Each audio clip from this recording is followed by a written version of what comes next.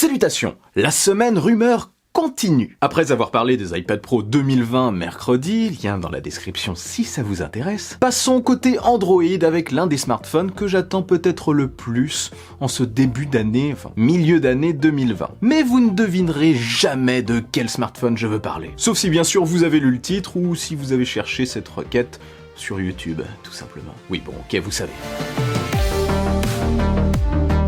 J'attends particulièrement un Pixel 4a pour plusieurs raisons. La première, c'est que le Pixel 3a m'avait vraiment convaincu l'année dernière. Des choix intelligents pour faire baisser le prix, des choix d'ailleurs en opposition totale à l'époque avec ce que faisait la concurrence. Écran de qualité et photo au top, le tout pour un smartphone relativement fluide. Je mets aussi la vidéo de test dans la description si ça vous intéresse. La seconde raison, c'est le côté, on va dire, bancal des Pixel 4 cette année. Car oui, le Pixel 4 et le 4 XL sont des produits bourrés de qualité, mais aussi, je vais pas dire bourrés, mais avec quand même quelques petits défauts importants. Google a fait des choix que je qualifierais de particuliers. Du coup, le Pixel 4a pourrait faire l'impasse sur certains choix coûteux et peu utiles ou dispensables, on va pas se le cacher, de ces Pixel 4. Oui, je pense au projet Soli, enfin au radar Soli, ce système permettant de déverrouiller le smartphone grâce à la reconnaissance faciale, comme le Face ID, mais aussi permettant de contrôler le smartphone par les gestes. Option qui s'est avérée être quand même assez limité et dispensable comme je le disais. Donc un tel retrait ne devrait pas manquer à grand monde, désolé Google, mais c'est vrai.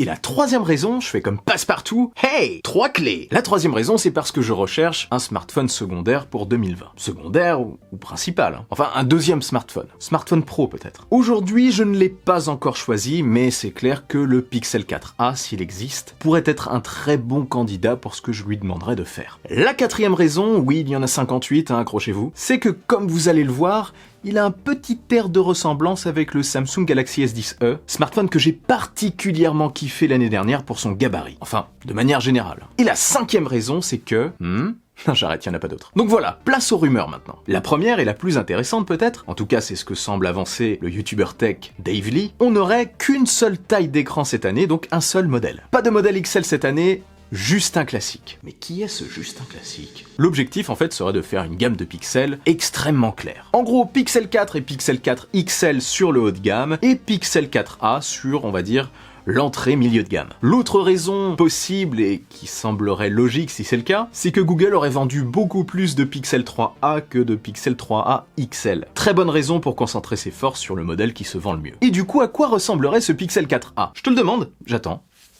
J'ai tout mon temps. Alors? Eh bien, il ressemblerait à une énorme palourde. C'est d'ailleurs l'une des raisons pour lesquelles je m'intéresse particulièrement à ce smartphone. J'adore les fruits de mer en plus, et je n'ai pas d'allergie particulière, donc...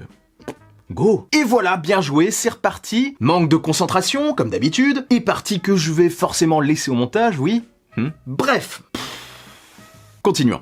Esthétiquement, le Pixel 4a ressemblerait à une sorte de mix entre le Pixel 3a et le Pixel 4. De dos en tout cas. Capteur d'empreinte au dos, comme sur le Pixel 3a, ce qui permettra de gagner un petit peu sur le tarif, et un dos qui sera probablement en plastique, enfin pas en plastique basique comme vous l'imaginez, mais en polycarbonate, un plastique quand même assez quali. Enfin en tout cas qui offre un rendu sympathique, hein, comme sur le Pixel 3a. Très bonne finition à mon avis comme l'année dernière, ça j'ai kiffé. J'ai kiffé, je vous le dis, c'est tout. Toujours au dos, un bloc photo carré comme sur le Pixel 4 apparemment, mais en plus petit. Pourquoi? Eh bien, parce qu'il n'y aurait qu'un seul capteur au dos, un capteur principal, d'au moins 12 mégapixels, plus un flash, plus un micro. Après, peut-être qu'on aura aussi un petit capteur TOF, un petit capteur temps de vol pour améliorer les photos de portrait. Peut-être, ou pas du tout. En tout cas, si on se fie aux fuites, faut croire que non. Mais bon, on peut toujours rêver. Maintenant qu'on y est, si on reste sur les choix de l'année dernière, pour le Pixel 3a et le 3a XL, ça devrait envoyer du lourd côté photo. Enfin, il devrait perdre peu de choses côté fonctionnalité et caractéristiques photo. Bien sûr, il perdrait l'objectif en plus. Du coup, le Pixel 4a pourrait, en tout cas je l'espère, ça c'est moi qui le dis, hein, je croise les doigts des deux mains, les doigts de pied, enfin tout ce que vous voulez, peut-être pas tout ce que vous voulez, il est possible que le Pixel 4a conserve la grosse nouveauté mise en avant côté photo des Pixel 4, c'est-à-dire l'astrophotographie.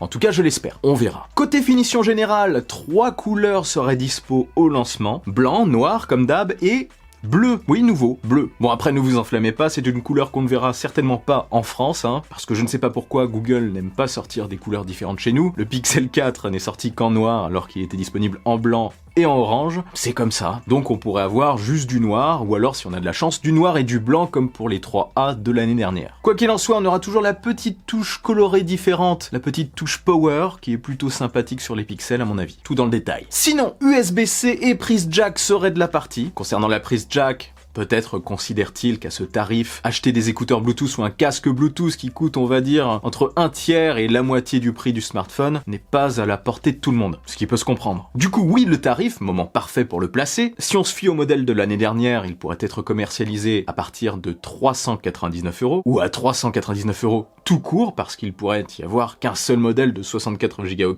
ce que je n'espère pas. J'espère personnellement qu'il y aura une hausse, mais bon... Le Pixel 4, qui est censé être supérieur, est sorti uniquement en 64 Go chez nous, donc ça m'étonnerait qu'il sorte en 128. Mais bon, on peut toujours rêver aussi. Continuons, de face. De face, c'est très intéressant. Adios le radar Soli et la bande noire qui allait avec. Cool ça, si c'est le cas, franchement. La caméra atterrirait dans un poinçon logé dans la partie, enfin dans l'angle supérieur gauche de l'écran. Donc, si on revient un petit peu en arrière, les rumeurs pour le Pixel 4 de l'année dernière avec un poinçon, qui était soi-disant, on va dire, l'un des différents modèles pour brouiller les pistes, eh bien... il semblerait que ce soit en fait un vrai modèle, le Pixel 4a. Un petit cachotier Google. Du coup, écran beaucoup plus bord à bord et... plus de classe aussi. Et si on se fie aux rumeurs, cet écran serait OLED, comme pour les 3A de l'année dernière, mais serait un petit peu plus grand que le modèle de base. On aurait un écran soit de 5,7 ou de 5,8 pouces. 5,8 pouces comme le Samsung Galaxy S10e. Ça me plaît ça. Côté caractéristiques générales, on n'a pas encore eu aujourd'hui, au moment où je tourne cette vidéo, beaucoup plus d'informations. Ce qui est sûr, c'est que le 4A, s'il sort, sera moins puissant que les Pixel 4 et 4XL, logique. On sort un modèle inférieur et beaucoup moins cher, mais beaucoup plus puissant les gars. Non. Mais si c'est inférieur, ça devrait être quand même suffisant pour des tâches classiques, très fluides, comme le modèle de l'année dernière. Peut-être 4 Go de RAM et 64 Go de stockage de base, j'espère plus, mais... je n'y crois pas trop. Plus un son correct, enfin en tout cas je l'espère. Voilà, en gros ça reste des rumeurs, mais c'est très probable. Si on suit aux rumeurs, faut avouer qu'il aurait quand même la classe ce téléphone, je trouve. Oh.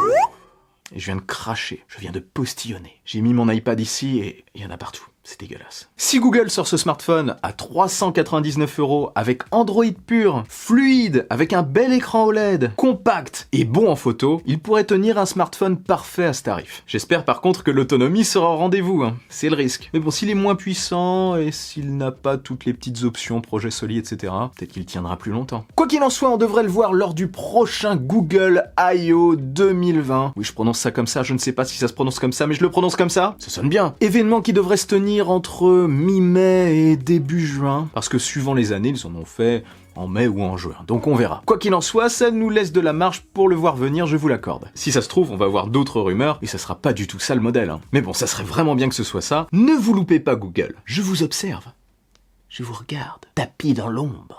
Et vous, il vous intéresse ce prochain probable Pixel 4a? Moi oui. Dites-moi de votre côté ce que vous en pensez en commentaire. Et si cette vidéo vous a plu et que vous voulez m'aider, partagez-la sans oublier le bon pouce en l'air qui claque. Pour ne rien louper, abonnez-vous à ma chaîne et activez la petite cloche des notifications. N'oubliez pas non plus de me suivre sur les réseaux sociaux, sur Twitter et sur Instagram. On se retrouve très vite pour une nouvelle vidéo. Vive la technologie, vive le futur. Allez, salut!